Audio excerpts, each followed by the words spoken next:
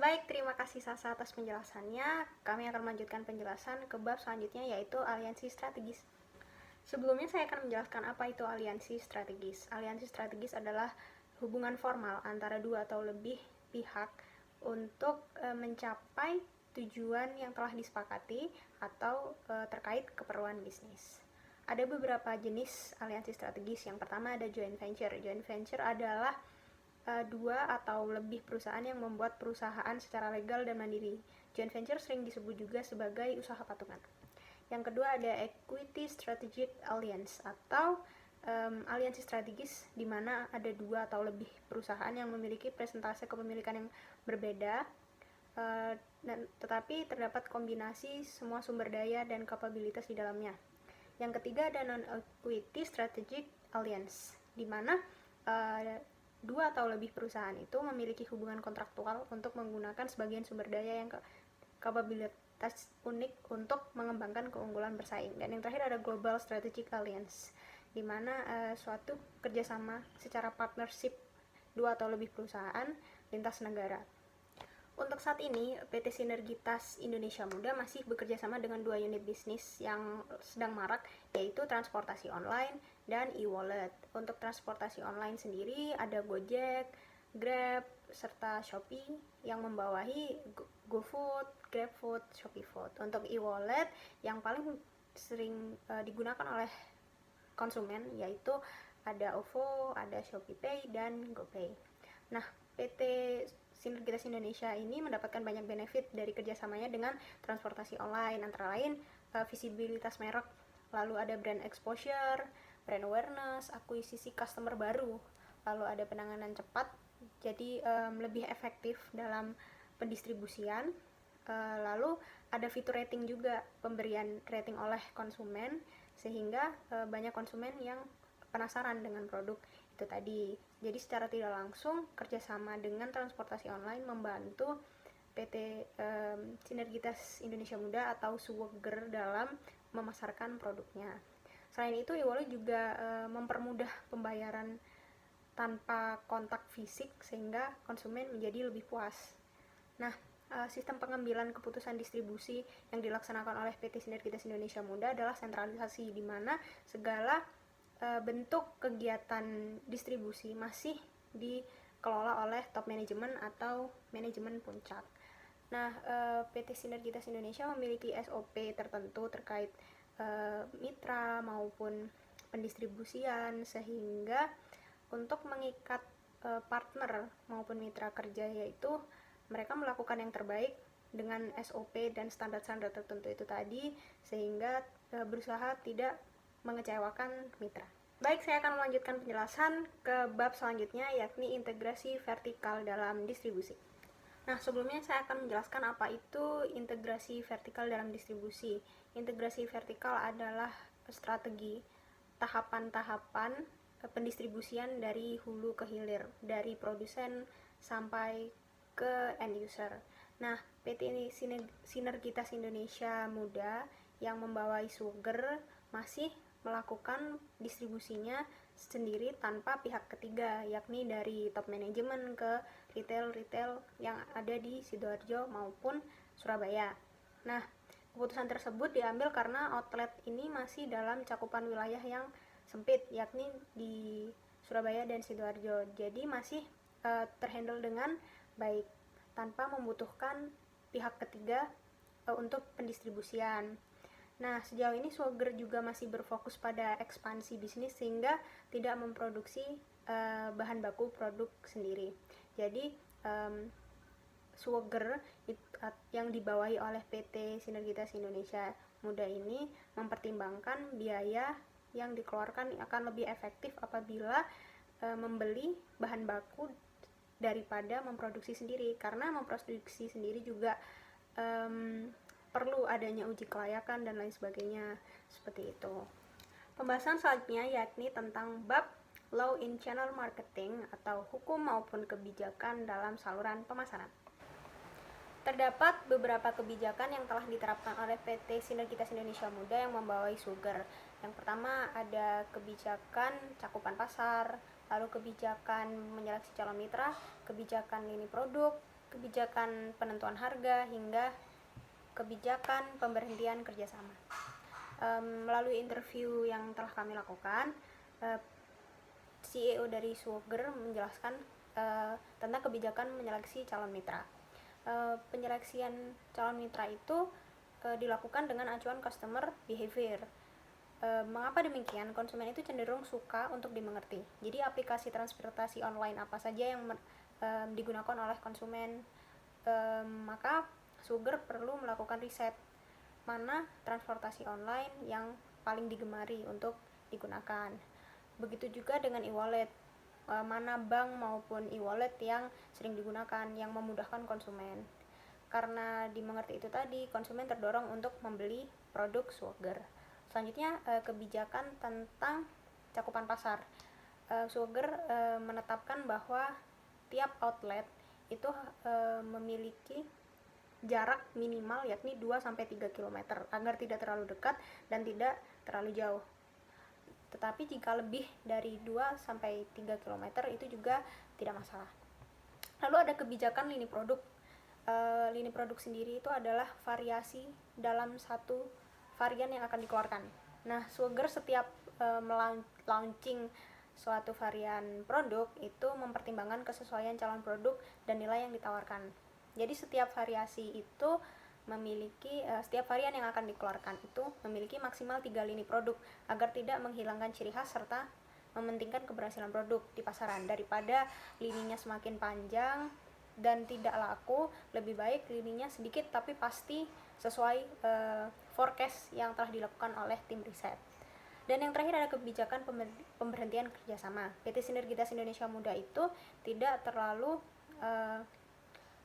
mempermasalahkan hal-hal yang rinci, tetapi mereka sangat mengedepankan kolaborasi dengan mitra untuk berkembang bersama.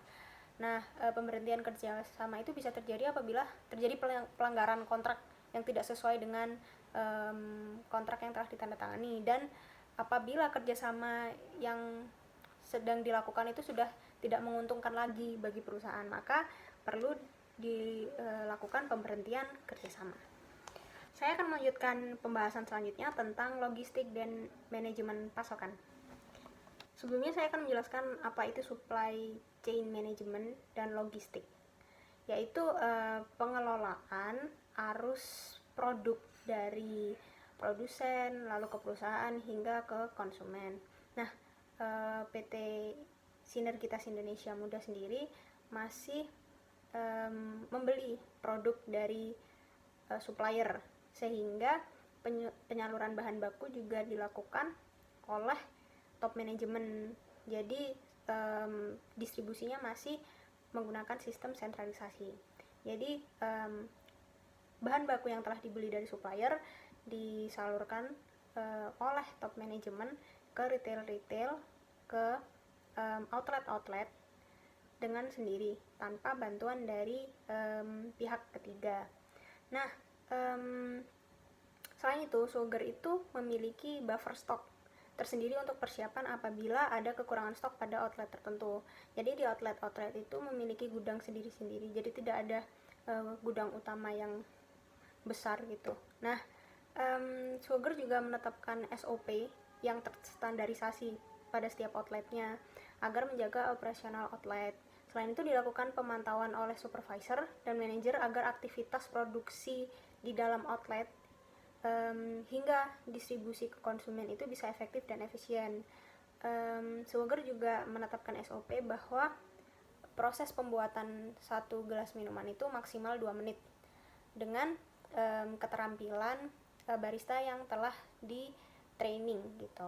Nah, pada waktu tertentu juga Swogger itu mengalami kekosongan stok pada gudang maupun gudang retail, sehingga harus membeli bahan baku dari pemasok alternatif. Karena Swogger sudah memiliki banyak konsumen, jadi Swogger memiliki alternatif pemasok lain selain pemasok utama. Nah, selain itu alur pemesanan juga ada SOP-nya. Jadi terdapat alur letter U gitu, dari awal masuk pesan hingga menunggu dan sampai minumannya jadi dengan nomor antrian semacam itu. Nah, terus Swagger juga menerima kritik dan saran dari konsumen serta menanggapi dengan secepat mungkin hingga konsumen tidak merasa kecewa. Jika konsumen merasa kecewa dengan produk, misalnya rasanya kurang sesuai dengan biasanya atau semacam itu, Swagger menjanjikan jaminan produk diganti atau jaminan lainnya yang memuaskan konsumen. Pembahasan terakhir yakni tentang gap analysis atau analisis kesenjangan antara teori dari ilmu marketing terkait distribusi dan praktek dari perusahaan yang kami interview. Nah, terdapat beberapa kesenjangan seperti kesenjangan permintaan maupun penawaran. Kesenjangan juga disebabkan oleh beberapa sumber masalah. Dalam teori dijelaskan bahwa kesenjangan dalam desain saluran itu dapat terjadi karena manajemen itu belum memikirkan dengan hati-hati tentang tuntutan pengguna akhir target untuk output layanan atau tentang mengelola biaya dalam menjalankan saluran. Dalam prakteknya, Swagger itu beberapa kali mengalami kekosongan stok pada gudang karena adanya permintaan yang tak terduga di luar forecast penjualan tiap outlet. Hal tersebut itu dikarenakan kurangnya kesesuaian forecast dengan realita. Nah, langkah yang diambil oleh perusahaan untuk mengatasi hal tersebut adalah menggunakan buffer stock atau stok cadangan. Nah, teorinya menjelaskan bahwa ketidakhati-hatian bisa menyebabkan output yang diharapkan tidak sesuai. Perkiraan permintaan dan penjualan pada musim tertentu itu bisa diperkirakan, dan jika ada kekurangan stok bisa memanfaatkan buffer stok yang ada pada tiap outlet. Misalnya pada saat lebaran, konsumen cenderung membelanjakan uangnya karena telah mendapatkan uang pada hari raya Idul Fitri. Nah, teori selanjutnya yaitu kesenjangan pada sisi permintaan itu bisa terjadi apabila produk yang diminta lebih sedikit dibanding penawaran atau permintaan itu lebih banyak dibanding penawaran.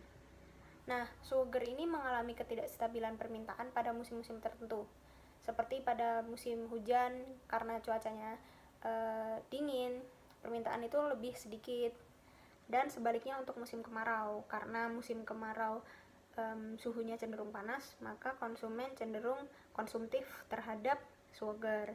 Nah, hal tersebut itu menyebabkan kekosongan stok, sehingga perusahaan itu perlu membeli bahan baku dari pemasok alternatif lainnya. Selain itu, jika penawarannya yang lebih banyak, maka bisa terjadi penumpukan stok di gudang utama maupun gudang outlet. Nah, karena Swagger ini memiliki gudang pada setiap outletnya, sehingga dapat meminimalisasi kekurangan stok. Untuk mengatasi permintaan yang tak terduga, bisa membeli dari pemasok alternatif. Jadi, tidak hanya mengandalkan dari pemasok utama. Nah, menurut kelompok kami juga perlu diadakan forecast tahunan, bahkan bulanan atau mingguan terhadap kebiasaan konsumen maupun terhadap musim-musim tertentu. Nah, untuk teori ketiga, yakni tentang penawaran, kesenjangan sisi penawaran terjadi ketika biaya total untuk melakukan semua aliran saluran secara bersama-sama itu terlalu tinggi. Nah, segala bentuk distribusi yang dilakukan oleh Swagger kan masih ditangani oleh perusahaan, yaitu oleh top manajemen secara langsung, sehingga biaya yang dikeluarkan masih normal dan tidak ada yang keluar dari perkiraan. Mungkin ada biaya hutang terhadap supplier dan nanti akan dibayarkan saat merestock lagi. Nah, penanganan distribusi oleh top manajemen merupakan keputusan yang tepat bagi kelompok kami karena cakupan pasar masih kecil semacam itu. Nah, sentralisasi cocok untuk perusahaan yang cakupan wilayah pasarnya masih kecil. Untuk pengembangan pasar kedepannya mungkin desentralisasi akan lebih sesuai jika cakupan wilayahnya meluas. Mungkin saat nanti akan membuka franchise atau outlet di luar Surabaya dan Sidoarjo. Sekian penjelasan dari kelompok kami. Apabila ada salah kata maupun perbuatan, kami mohon maaf sebesar-besarnya. Wassalamualaikum warahmatullahi wabarakatuh.